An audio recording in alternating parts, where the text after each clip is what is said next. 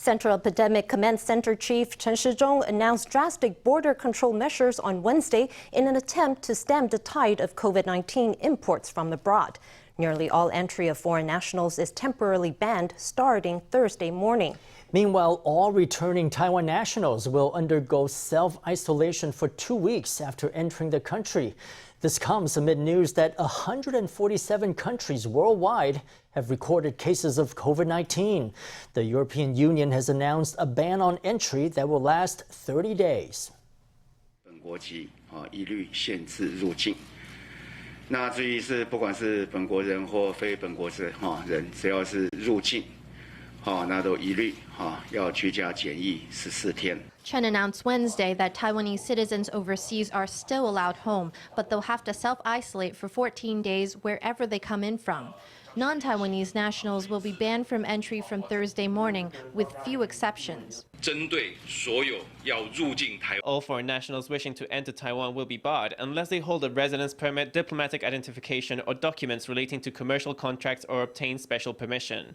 Those who gain permission to enter must comply with the quarantine regulations enforced by the Central Epidemic Command Center. The strict new border controls come as Taiwan deals with an avalanche of new cases in recent days, almost all of which have come into the country from abroad. It's very fast. We have 50 cases who brought it over the border. Of course, there will be more today and even more in the coming days. The next 2 weeks are a very dangerous period for the spread of the pandemic. Most of those patients enter Taiwan from Europe. Chen confessed the speed of the pandemic's escalation has exceeded his expectations. I have to admit that we didn't expect it to be this fast. In fact, I can say it has spread with absolutely astonishing speed.